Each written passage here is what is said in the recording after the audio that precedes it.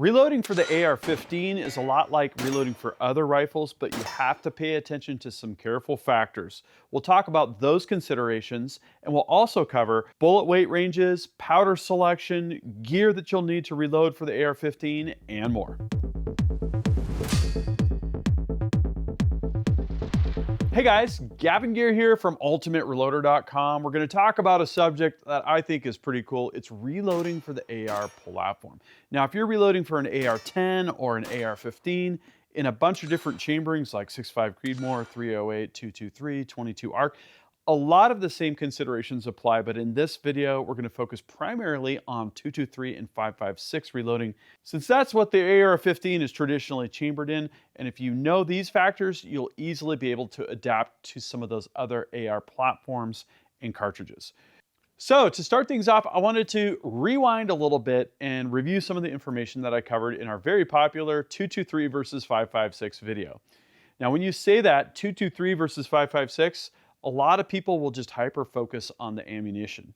And as it turns out, there's not a lot of differences in the ammunition itself. But when you look at the rifle's chamber, the difference between 223 Remington, which is a sporting cartridge, and 5.56 NATO, which is a military cartridge, there are some very important differences, like twice the free bore length in 5.56 compared to 223 Remington. So some facts about 223 and 5.56. Same exterior dimensions. What does this mean? It means that you're going to use the same reloading dies and you're going to use the same case gauge. The chambers, as I mentioned, do have meaningful differences. It's not just the free bore distance. 5.56 is relaxed compared to 223 for a couple reasons. First, it's meant for machine guns. Second, it's meant for ammunition that can have longer base to ogive distance. In other words, the bullets are effectively seated further out. Especially when you get into the tracers, where the bullet is longer than bullets are traditionally for the 223 platform. Okay, so there is two different types of certification and specifications between 223 and 5.56. 223 Remington is a SAMI cartridge, right? That means it's with all the other sporting cartridges. 5.56 NATO is a military cartridge, so it is specified via NATO, and it uses a different form of testing. When you test pressure for SAMI cartridges, you use the SAMI methodology, which uses a conformal sensor on the body of the case. For 5.56, it uses EPVAT testing, which uses a port right in front of the case mouth to measure pressure.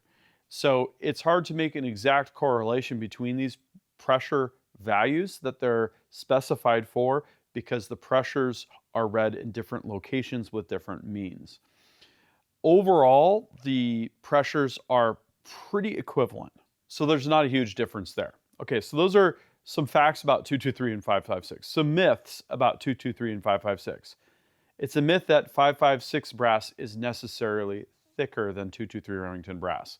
When I did the 223 versus 5.56 story, I did a whole bunch of sectioning of cases and measuring with a ball micrometer, and what I found was 5.56 could have thicker or thinner walls, and 223 could also have thicker or thinner walls depending on the head stamp and the lot and other factors.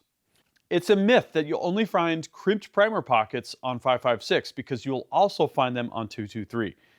And a crimped primer pocket is basically they take a tool and stamp around the primer pocket, which forces the material in slightly, and it makes it so that the primer cannot back out under any circumstances. This is something that we have to deal with when we reload ammo, which I'll get to a little bit later in this video.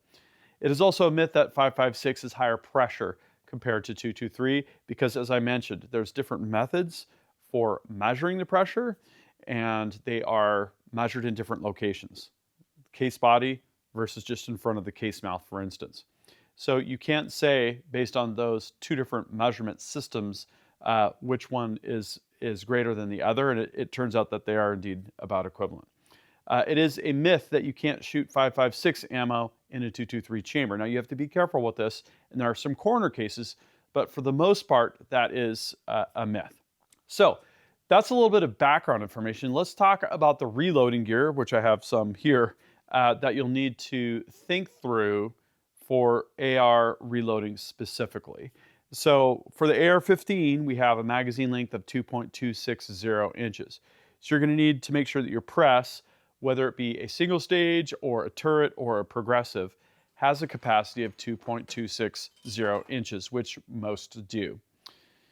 We're also going to need to think about dies. Now, RCBS has done a lot of work in this space, and they have probably the most extensive portfolio of dies when you consider a cartridge like 223 and 556 for the AR platform.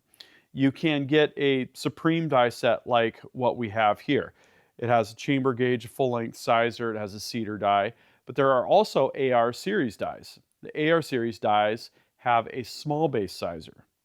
And a small base sizer can be very helpful when it comes to reloading brass that's been fired in a machine gun. If you get bulk military once fired brass, whether it be 308 for the AR-10 or 556 for the AR-15, it's very likely that it was fired in a machine gun. And as we talked about previously, machine guns have oversized chambers, like the 556 chamber compared to a 223. And so it can be very difficult to get the body of the case down to the appropriate diameter, and a small base sizer is going to help with that process. And it's going to ensure that your rounds are going to case gauge properly, they're going to gauge properly, and that they're going to chamber properly in your firearm. So when you go to select a full-length sizer, there's a few different options from RCBS. You can go with the regular full-length sizer, which if you're not shooting military once fired ammunition is probably going to work just fine. You can use a small base sizer, which comes in the AR series die sets from RCBS, or we could even use an X die. An X die has a special feature inside the die that makes it such that the brass does not grow in length. And it basically has a shoulder inside the decapping rod. It pushes that case mouth back as it forms the brass, as it bumps the shoulder. We've done some extensive testing where we've gotten many firings without having to trim brass. And trimming brass is something that you're going to have to consider when you're firing in an AR, because every time you size a bottleneck rifle case, it typically grows a bit. And after a couple firings, you might be over the maximum length, and that means you're going to have to trim it back, right?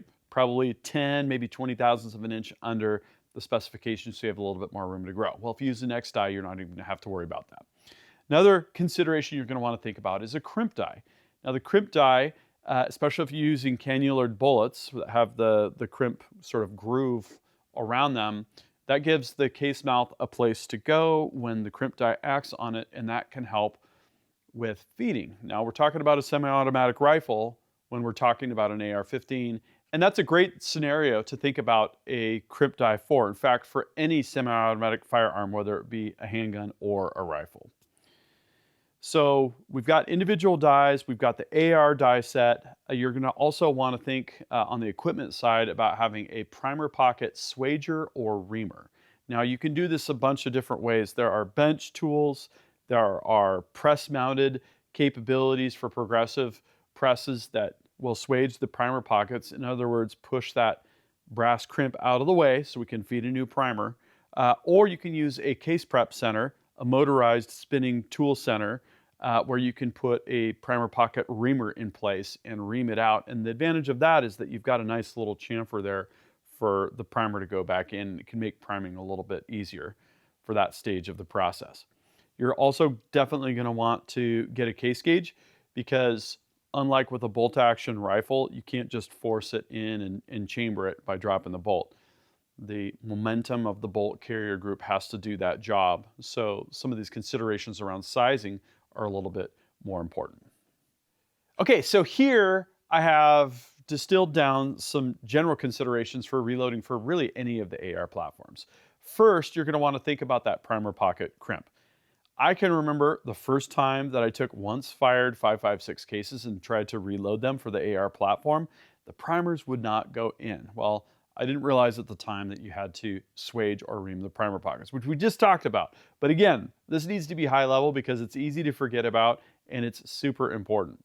There are some cases where you're not going to have that be an issue, but just plan for it accordingly.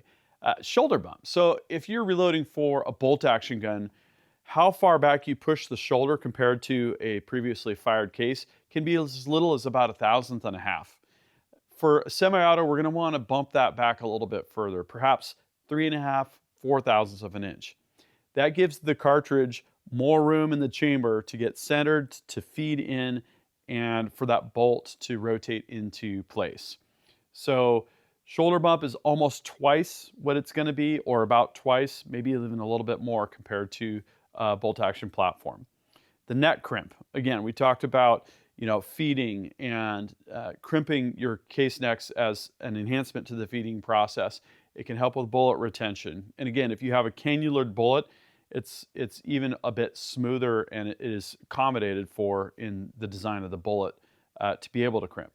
You don't have to crimp, but it can enhance feeding, and it can make you feel better about the ammunition that you're producing for a semi-automatic.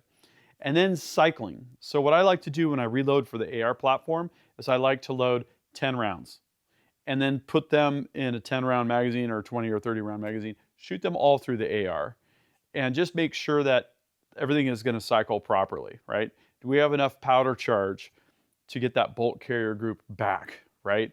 And is it going to cycle reliably?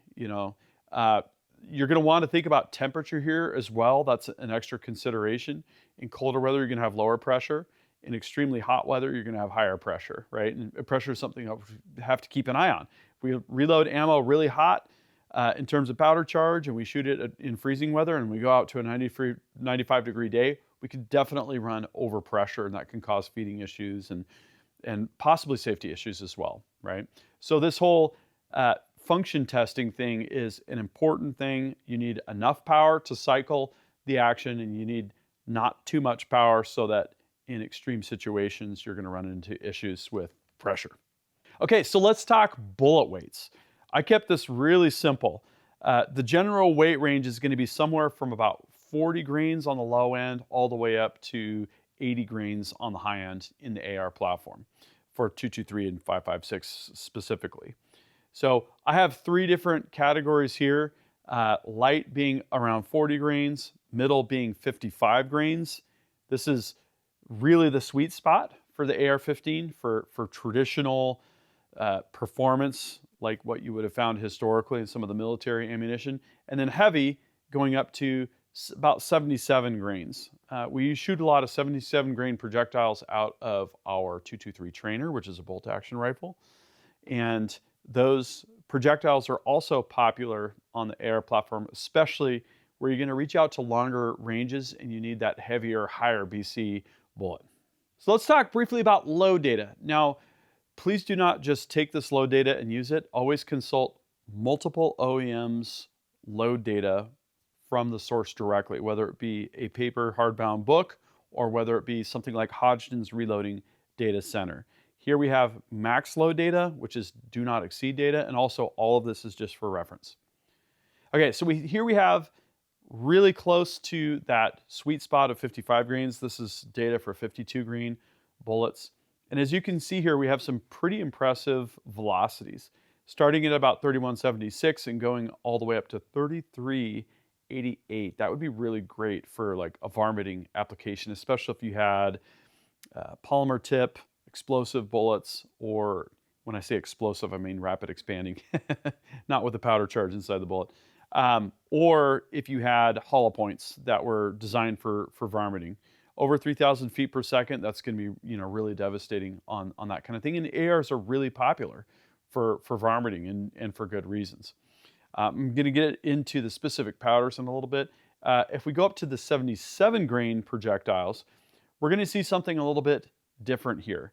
We're going to start at just over 2,500 feet per second, and we're going to go up to about 2,800 feet per second. And really, when you consider the ballistic coefficient that you have in the mass with the 77 grain bullet, that is pretty impressive velocity for the tiny 223 cartridge. These are 77 grain projectiles that I have in this reference ammo here on the bench. And again, it's a really great heavier bullet because of its long range capabilities here. So a bunch of different powders. Let's talk about that a little bit. You can see here on the powder burn rate chart, we start at position number 1 at the top left, then we go up to position 176 on the bottom right. Position number 1 is the fastest powder, 176 is the slowest powder. So right here, kind of in the middle, we have the sweet spot for most of the 223 and 556 powders. Starting with accurate LT30, kind of going up to CFE 223 on the lower side. CFE 223 has copper fouling reduction agent. It's a ball powder. It meters really well. We use a ton of CFE 223.